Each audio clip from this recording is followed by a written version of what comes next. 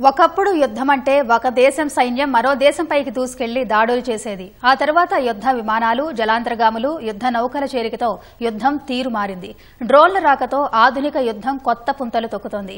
Azerbaijan, Armenia, Russia, Ukraine, Israel, Gaza, Bharat, Pakistan మధ్య పోరులో డ్రోన్లు కీలకంగా వ్యవహరించాయి. భవిష్యత్తులో యుద్ధం తీరు మరింత మారుతుందని మాజీ సైనిక అధికారులు తెలిపారు. డ్రోన్లు, స్పేస్, సైబర్ స్పేస్ అత్యంత కీలకం కానున్నాయని జోస్యం చెప్పారు.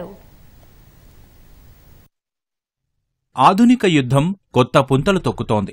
ఆపరేషన్ సింధూర్ తర్వాత యుద్ధరంగంలో డ్రోన్ల ప్రాముఖ్యతపై మరోసారి చర్చ జరుగుతోంది.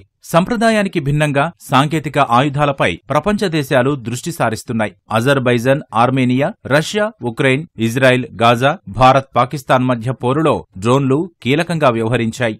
ముఖ్యంగా అజర్బైజాన్, ఆర్మేనియా యుద్ధాల్లో డ్రోన్లదే ముఖ్య పాత్ర.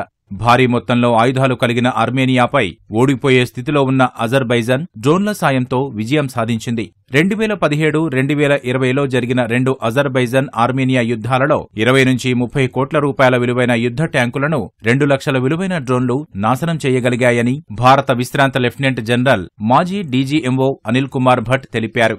ఈ డ్రోన్లను అజర్బైజాన్ కు తుర్కియా అందించిందని పీటీఐ ముఖాముఖిలో తెలిపారు. ఆపరేషన్ సింధూర్ సమయంలో ఇవే డ్రోన్లను తుర్కియే పాకిస్తాన్కు ఇచ్చిందని, అయితే భారత ఎయిర్ డిఫెన్స్ వ్యవస్థ ఆ డ్రోన్లను సమర్థంగా కూల్చివేసిందని చెప్పారు.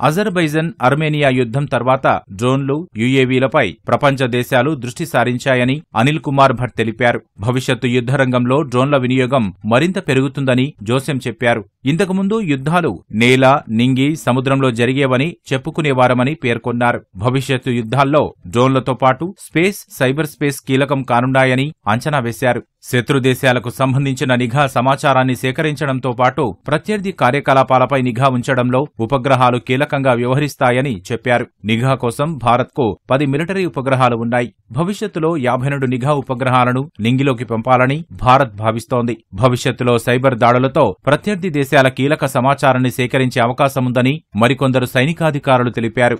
ఆధునిక యుద్ధంలో సైబర్ స్పేస్ కీలకం కానుందని పేర్కొన్నారు.